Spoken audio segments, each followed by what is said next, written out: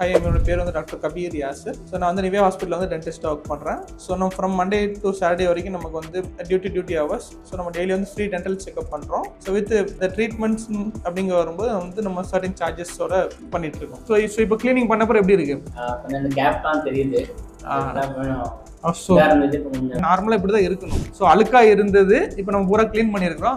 பல்லு கடையில பாத்தீங்கன்னா வந்து இந்த ஸ்பேசஸ் நிறைய ஸ்பேஸ் இந்த மாதிரி ஒரு ஃபீல் வரும். அதே மாதிரி பாத்தீங்கன்னா நெக்ஸ்ட் 1 ஹவருக்கு எதுவும் சாப்பிடக்கூடாது. ஸோ வந்து தண்ணி குடிக்கலாம். அதே மாதிரி நெக்ஸ்ட் 3 டேஸ்க்கு ரொம்ப சூடாவோ ரொம்ப கூலாவோ ஒன்றும் பண்ணக்கூடாது. அதான் சொல்றேன், என்ன குடிச்சாலும் இந்த பூரா ஃபுல்லா ஆற வச்சு கம்ப்ளீட்டா ஆற வச்சுட்டு சூடே இருக்கக்கூடாது. ஜூஸ் குடிக்கிறத விட இந்த மாதிரி ஒரு ஐஸ்லாம் போடக்கூடாது. ஏன் அப்படி பண்ணக்கூடாதுன்னா அடுத்த 3 நாளைக்கு பல்லு கூசுற மாதிரி ஃபீல் இருக்கும். எல்லா பல்லையும் கிளீன் பண்ணதுனால ஒரு மாதிரியா இருக்கும், பல்லெல்லாம் லேசா கூசிட்டே இருக்க ஃபீல் இருக்கும். இன்னொன்னு வந்து 6 மாசத்துக்கு ஒரு முறை ரிப்பீட் பண்ணிக்கணும். இதுக்கு பேர் வந்து என்ன சொன்னா டென்டல் ஸ்கேலிங் அப்படின்னு சொல்லுவாங்க.